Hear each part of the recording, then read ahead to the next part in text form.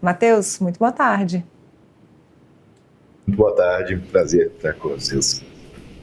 Bom, para começar a nossa conversa, eu queria que você explicasse para a gente que se acontecer alguma mudança no artigo 19, se ele for declarado inconstitucional, o que é que pode mudar ou o que pode dificultar na vida dessas redes sociais, dessas plataformas na internet?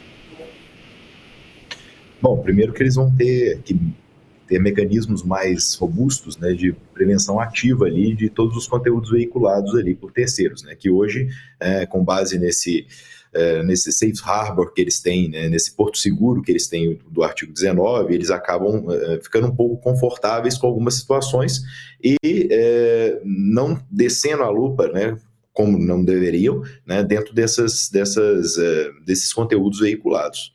Né, mas eu acredito também que a gente tem umas nuances ali dentro disso, né? Uma questão entre responsabilidade e omissão, né? Matheus, nos últimos anos, principalmente, a gente vem falando bastante sobre segurança na internet. Todos nós hoje temos que lidar com a segurança na internet, criptografia, tudo que possa assegurar nossas redes sociais, as plataformas que a gente utiliza. Essa mudança também no Marco Civil na internet, responsabilizar essas plataformas por esses conteúdos que são postados nelas, isso também pode ajudar, poderia ajudar nós, como consumidores finais, na segurança do que a gente posta e no que a gente acessa na internet?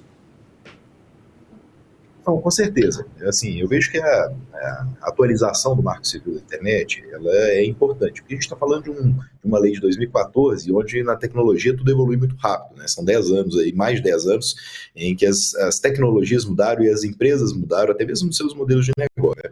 E hoje, né, as plataformas não são somente agregadores de conteúdo de terceiros, elas também fazem impulsionamento, tráfego pago, uma série de outras situações. E o consumidor ele acaba se expondo muito, né, por exemplo, a golpes, impulsionamentos pagos de golpes que às vezes, né, com base no próprio artigo 19, não são verificados pelas plataformas e eles acabam sofrendo alguns problemas relativos a isso. Né? E uma mudança distinguindo o que é apenas conteúdo informativo produzido por terceiros ou propagação de conteúdos pagos oriundos de golpes e etc., isso pode sim, né, proteger o consumidor final. Doutor, tem um ponto que se coloca muito, né, que é essa questão das redes sociais dizerem que seria uma censura, você estabelecer, né, que elas teriam que tirar, remover conteúdos do ar sem decisões judiciais, e o que se diz sobre isso quem é que vai definir o que deve ser retirado, o que não deve ser retirado? Como é que o senhor vê esse ponto, que é bastante sensível, né? Quem que vai definir, afinal, se o conteúdo pode ou não ser postado, quando não for esses casos extremos aí, que aí fica um pouco mais fácil? Não, exato. Assim, eu vejo que o artigo 19 ele acaba sendo muito providencial, né, e foi até então, justamente para evitar essa censura prévia ali, né, e essas obrigações excessivas. Mas eu enxergo isso como 3 pontos. Primeiro, a gente tem a questão dos conteúdos mesmo, que a gente tem a liberdade de expressão, né, no meio online. Mas a gente tem também a questão, né, de não judicializar extremos, porque a gente sabe que acontece, né, golpes, né, pornografia, deepfakes, absurdos, né, que isso aí, em tese, seria relativamente simples de ser verificado e não caberia necessariamente uma judicialização. Em terceiro ponto, né, a separar o negócio deles do impulsionamento ali, do tráfego pago e etc., que tem uma responsabilidade que eu vejo até como objetiva, porque eles lucram por cliques, né, efetivamente. Então aí acaba propagando muitos clickbaits, né, muitos golpes, muitas situações nesse sentido que atrapalham, né, a segurança online. Doutor Matheus, hoje, para quem é vítima de alguma invasão na internet ou alguém que se sentiu ofendido com alguma publicação que está em uma plataforma, tem aí um caminho longo, porque precisa ir atrás de um advogado, entrar com uma ação na justiça. A partir de uma possível mudança no artigo 19, aí pelo Supremo Tribunal Federal, isso pode facilitar ou dificultar a vida tanto do advogado quanto de nós, consumidores de internet? Facilitar e dificultar é difícil de definir, porque, por um lado, a gente facilita algumas coisas, por outro, gera outros problemas, né, digamos assim. Para o advogado que trabalha nisso e tem que, de fato, remover alguns conteúdos que muitas vezes são danosos, isso acaba facilitando, porque você não precisa judicializar todas essas questões, né? Para o consumidor também facilita. Hoje, em tese, a gente teria ali os mecanismos de denúncia, né, quase que uma autorresolução de disputas das próprias plataformas, mas que a gente observa um pouco de ser um pouco ineficaz, né, dentro do modelo atual.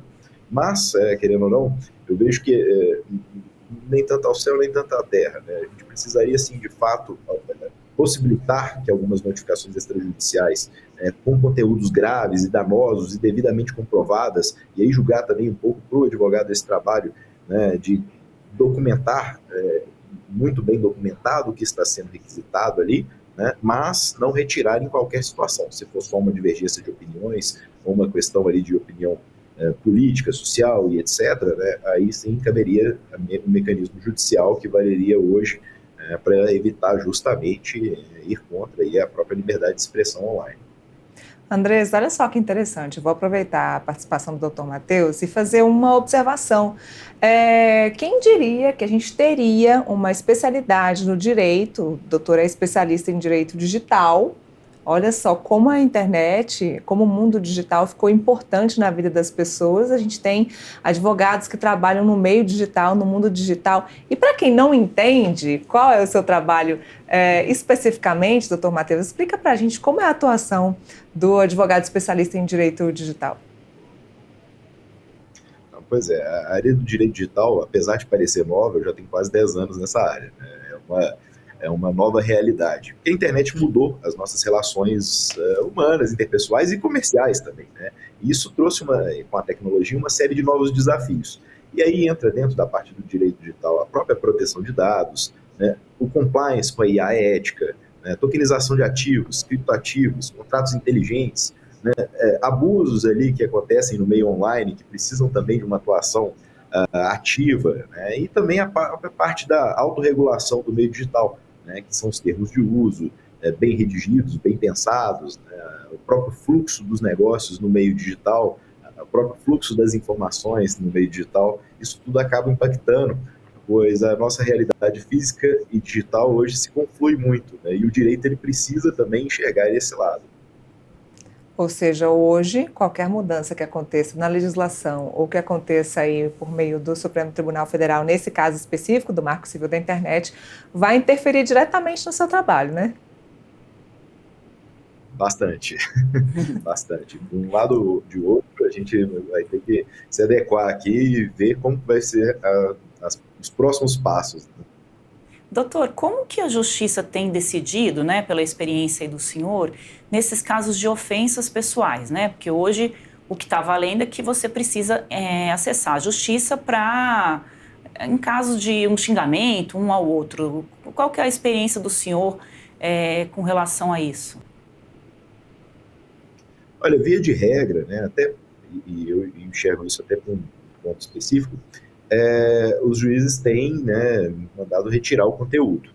Por que eu acredito que isso? Liminarmente, inclusive. Porque a capilaridade da informação no digital é absurda, né? Então, se você não coibir ali de pronto, né, uma eventual e demonstrada ofensa ou algo nesse sentido, a chance disso espalhar e tomar proporções numéricas é gigantesca, né? Então, via de regra, eles têm decidido para a retirada ali do conteúdo danoso, ou do suposto conteúdo danoso, e depois debater, né, se for o caso, mais detalhes ali, se procede ou não, e se teria ou não indenização em cima disso. Doutor Matheus, hoje, se eu abrir uma rede social, se eu abrir uma plataforma e eu encontrar um conteúdo que eu acredito que para mim é ofensivo, além de procurar um advogado para me ajudar, a quem eu vou direcionar esse processo? A plataforma ou quem publicou aquela informação? Olha, acredito que são duas vias distintas ali, mas também que acabam se confluindo dentro de um processo, né? Acho que o primeiro passo é tentar fazer a denúncia na própria plataforma, né? Nem sempre é eficaz, mas se resolver, já resolveu o problema ali sem ter que maiores problemas. E documentar essa denúncia de fato, porque, por exemplo, o próprio Instagram, o Google, etc., eles colocam ali uma notinha por que foi removido ou por que não foi removido. Documentar aquilo tudo ali, tentar também por vias de notificação extrajudicial, pelo menos para documentar a sua tentativa de resolução, e caso não funcione, obviamente, né, entrar com as medidas judiciais ali para poder resguardar os seus direitos no meio digital, né? Certo, mas aí tem um culpado? O culpado é a rede social, a plataforma ou o quem postou o conteúdo? Normal, a plataforma é para retirar o conteúdo, né? Seria aí, em prol de indenização ou de responsabilidade criminal, entra-se com um criador do conteúdo.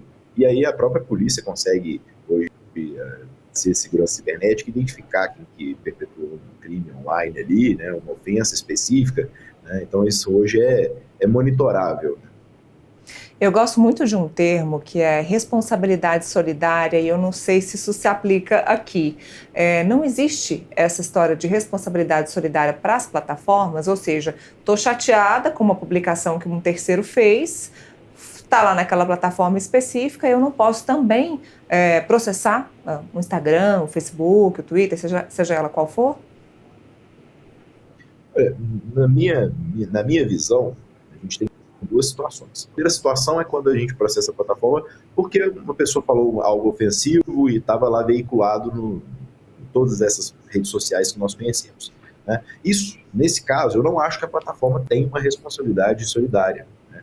Mas a gente tem outras situações que, por exemplo, são os golpes ali, e a gente viu muito, toda vez que tem algum fato novo, né, aparecem muitos golpes, um fato novo relevante, por exemplo, questões ali de internet ou de recuperação de ativos bancários, etc., parece uma enxurrada de golpes impulsionados ali via posts e tráfego pago ali, posts pagos, publicações pagas na internet.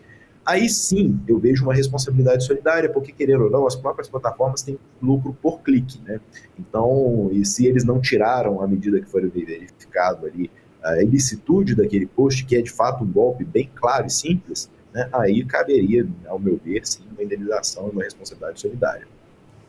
Maravilha, doutor Matheus. Obrigada pela companhia aqui com a gente, pela participação. A gente segue aqui acompanhando o julgamento e eu tenho certeza que o senhor também, viu? Muito obrigada. Eu agradeço, muito obrigado e boa tarde.